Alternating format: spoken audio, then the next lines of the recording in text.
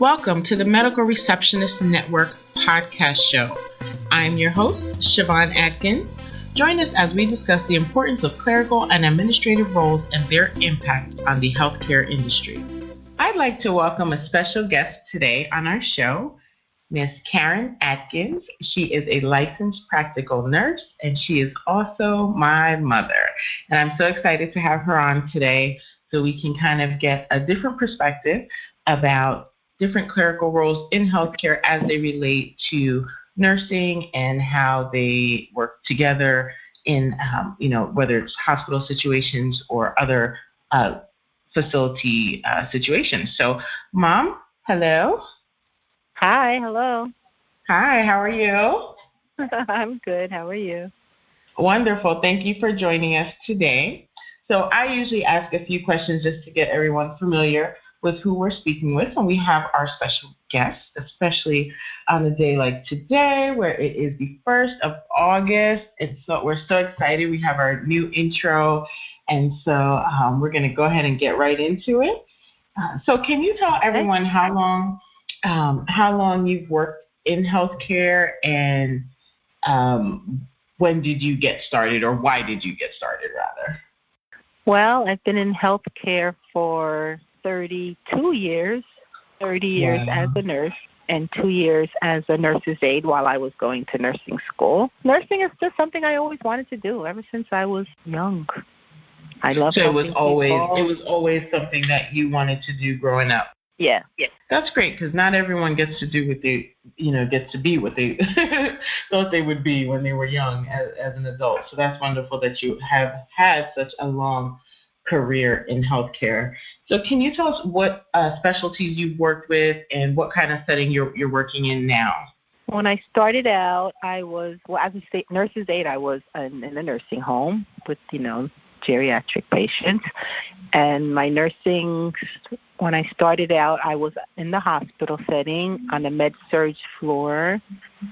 And there was a lot of orthopedics also on the med-surg floor that I was on. I'm currently now in a nursing home. I've done a little bit of home care for a short period of time. I think that's about it.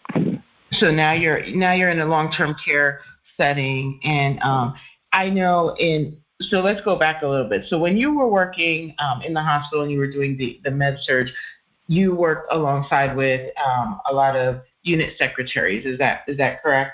Yes. In the hospital setting, we usually had one clerk. And so what was their role, or how were you able to communicate with them? What was the strengths that they had, or the responsibilities that they had that would directly relate to what you were doing and how they could help you? They made a huge impact, actually, especially if you have a really good one. I mean, it makes your work so much easier. They have, they're in charge of getting all the forms that you would need, any paperwork you would need. They answer the phones, which, takes up a lot of time. Right. If a doctor needs a form, they're able to provide that. They also would set up appointments and make appointments. For patients who needed other CAT scans, things like that? Service, yeah. Okay. And so what would determine, I hate to say good versus bad, but what would make, in your experience, a unit secretary, people that you work with, stand out as far as what they did great, as opposed to, what does it look like when you're working with someone who maybe is not fulfilling the position or the role 100%? Well, I guess in any profession, some people just don't. Some people go above and beyond, and some people just do the bare minimum and maybe not even everything that they're supposed to do. Okay. So just basically having someone who's on top of things and okay, so if I was, because that's something I've never done. I've never been a unit secretary in a hospital.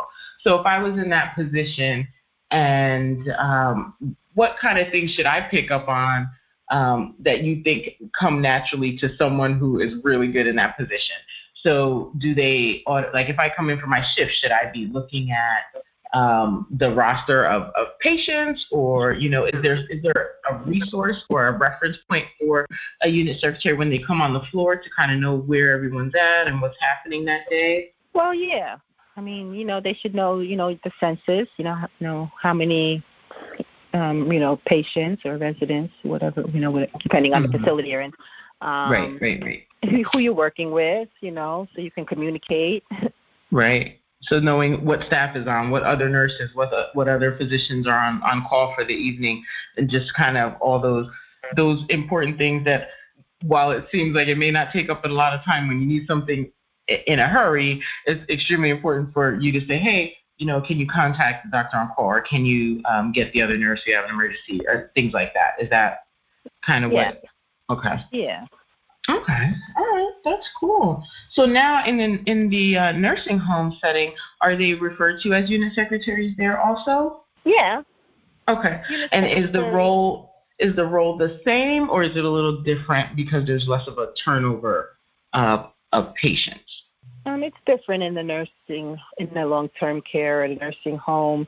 In the facility I'm in right now, there's only one, for the whole facility. It's not like one per floor or one per every 2 floors.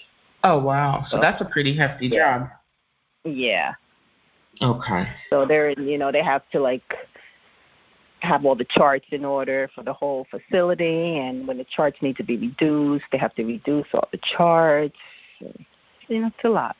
Okay. But do they also still have that responsibility of phone answering and producing forms and documentation that's needed for the nurse or for the patient? Do they still have that responsibility, or is it kind of a more kind of a self-contained role where they just come in and they know, okay, I have to do X, Y, and Z, or is it kind of an on-demand job? It's a lot of self-contained.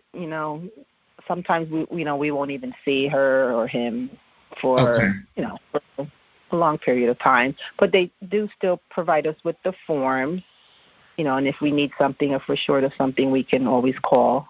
As far as answering phones, they're in their own office, so they have their own office, and then they have a little cart they come around with charts and stuff when they're coming on the units. But yeah, as far as answering the phones, that's our job. Okay, so that's good. So since you answer phones, that's an administrative task. So what is when you answer the phones? Because I'm big on good message taking. What are some of the key pieces of information you need to obtain when you answer the phone? Whether it's, I guess we'll stay on the clinical side. So when you answer a call, what are some of the first things you get before there's any chance of the call being disconnected or an emergency or anything? What are the first things that you want to know when you answer that phone? Who I'm talking to. Mm-hmm. First of all, I tell them who I am and what unit I'm on. Because where I work now, the phones, the calls get diverted if someone doesn't answer if it's after hours and there's no operator, then it's diverted to the floors. And it depends who will pick up. It could be for the second floor, but somebody on the third floor will pick up the phone. Okay. First, you got to find out who you're talking to and what exactly is it that I can help them with. Okay. And do you guys have a message system in your facility now that's electronic, or do you do hand messages, or does it just depend on what it's about? We email. We have, everyone has their personal email. Okay. So the in-office. Yeah, and there's a main, like a message board on the, on computer. Okay. So you guys have the all message board and a portal and all on all. Okay. Yeah. All right, that's good. So now, as far as a teamwork aspect in the nursing home, what does a team look like? Is it a nurse, a CNA, a unit secretary, or is it just kind of, can you just give us a little bit of what that looks like? In the long-term care, where I work anyway, your direct team consists of, you have your CNAs, your nurses, you have a supervisor, nursing supervisor, unit manager. Okay. Nursing supervisor's there when, after hours, after the managers are not there. There will be gotcha. a supervisor. Okay. And it goes up the chain, assistant director of nursing, director of nursing. And so everybody, it's supposed to be a team. Everybody's supposed to be a team. Okay. Everybody's supposed to be a part of the team. If anybody's walking down the hall, be it maintenance, housekeeping, if you see like a light on, you're supposed to answer the light. Everybody's supposed to be a part of the team. Right. To make sure in the best interest of the patient. Correct. Of course. Okay. And so, I'm having my mom be a nurse for so many years. I've always heard many good things about her from people who had been her patients and people who have worked with her. And so I know that, and I'm hoping that's where I get some of my teamwork spirit from, is from you, because I've always heard so many good things about, other people who've worked with you. And how have you been able to keep that up over the years? Because we all know that a lot of times in healthcare, just like any other industry, there are a lot of changes. Sometimes they come faster than you can keep up with them. And, sometimes morale can become low during these very stressful times of whether it's a shortage of staff or, new systems, new processes. And how have you just been able to keep yourself so positive and so always focused on the patient and focused on the overall goal instead of being really wrapped up in some of the things that are just more negative, I would say? Well, everybody has good days and bad days, but I guess it's just me, the way I am, the way I was raised. Mm-hmm. I try to treat everybody like they're my family. I love what I do. And, I'm there I'm there for a reason, and I try to do my best. And I would always put myself in a situation, if this was me or my family, Right. How would I want, to be treated or them to be treated? Or even if, with my coworkers, how do I want my coworkers to be towards me? Right. I try to treat everybody with, respect and try to do the best I can. Everybody has their good days and bad days, but, you got to stay positive. Yeah. Absolutely. That's great because, like you said, everyone does have their good days and bad days. But if you, especially in healthcare, thinking about everyone as if they're your family, your friends, people that you care about, even if you're meeting them for the first time, if you can just treat people with that genuine level of care and empathy and respect, you're able to move forward and get the job done. And usually, have the patient understand that and feel that too, and feel like, wow, they're paying attention, they're taking care of me. And, for you, having worked in our hometown and locally, you've had the situations where we've been there and see our family, having to be taken care of and we as a family, needing that level of care and support and all of that from nurses and doctors and things like that. So most people have at least one side of the experience, but not everyone works in healthcare to understand both sides. So let me see. What other, if you were not in healthcare, if you were not a nurse, what would you be doing? Wow. Oh, God. Well, if I could sing, I would be a singer, but I can't, so therefore I don't know what I would be doing. Okay. That's what I would love to do. Oh, man, we're going to have to get you some singing lessons. Never too late. What advice would you give a new, and I'm going to keep it to the unit secretaries. I know you have a huge book of advice that you would give to a new nurse, but I want to know, what would you give to a new unit secretary in the position you're in now? Some words of advice. What would you tell them, from your experience being there for as many years as you have and knowing what is most helpful to you and the other members of your team? What advice, one or two pieces of advice would you give them as a new unit secretary or unit clerk? Well, I would say stay positive, because you're always going to have to deal with some people who are not so nice. Just stay professional. You just got to know what you're supposed to be doing and, to do what you're supposed to do and not get caught up in, the stuff that's not essential.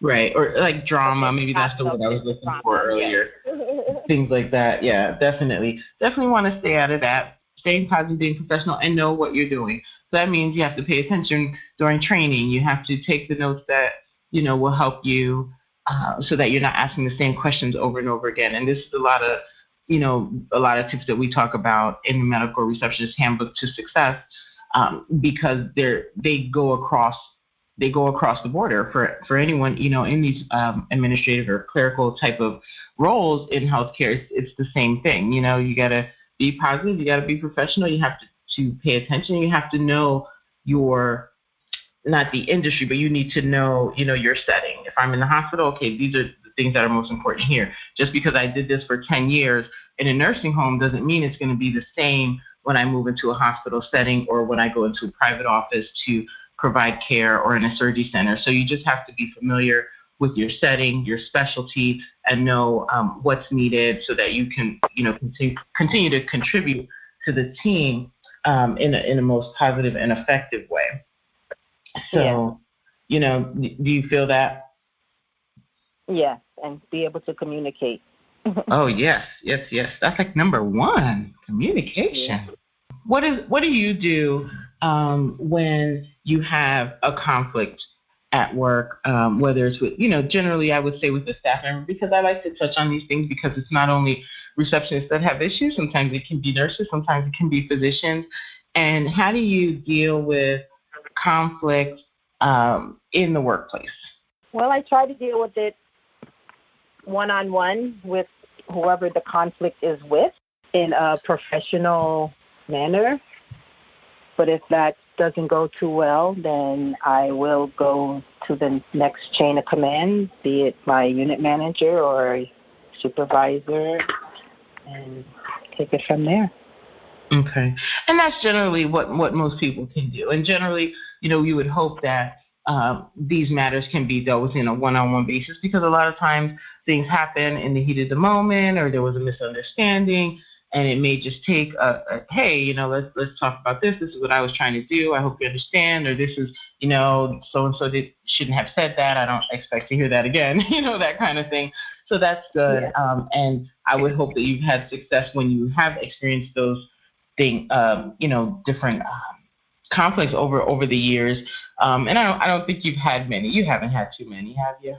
A few, just a few. A few, yeah. I mean, that's how I feel about my own career. It's really not a bag full, but it happens, and so that's why we can speak on it, because everyone knows, it's not always a cut and dry thing in any office or medical practice setting or hospital. So, what, on a scale from 1 to 10, how important is teamwork to you? Oh, 10 plus. 10 plus, yes. We should have it from 1 to 100, right? Who has been most influential in your nursing career? My first night, a horrible night, I must say. It was a nurse. I was working with a nurse who didn't usually work the night shift. I was on the night shift at the time, and we were short on the floor, and it was crazy. But the second night, I was like, God, what did I get myself into? The second night, the regular nurse was on, and it was a whole new world. She was so wonderful. She showed me everything. She broke it down to me, how she starts her night, how she goes about her night, how she does this. She carried a clipboard, and from then on, I carried a clipboard, and I made lists and checked off, and she was just wonderful. I mean, do you want me to say her name? I mean, I don't know. Oh, you can say her name, absolutely. I mean, rest in peace. We just lost her to cancer, but it was JoAnn Moran.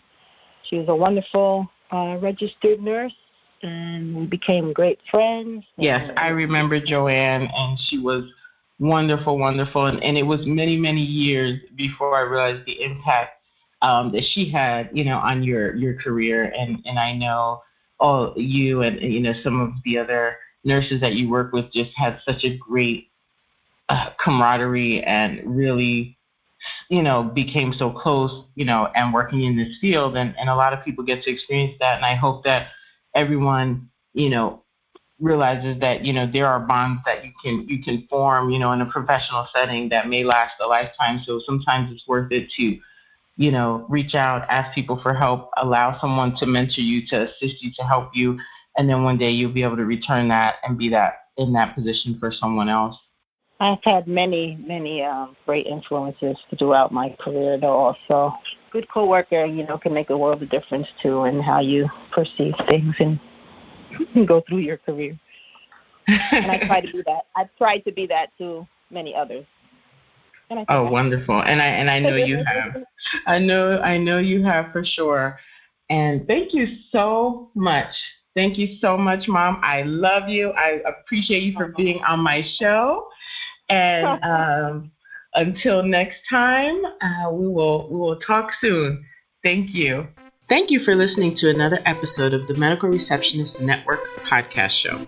Don't forget to visit our website, medicalreceptionistnetwork.com, and subscribe to our newsletter. If you're looking for a great resource for medical receptionists, make sure you grab your copy of the Medical Receptionist Handbook to Success, available on Amazon. Lastly, if you have not subscribed to this podcast, please find us on your favorite podcast player and subscribe today. Until next time, keep being amazing.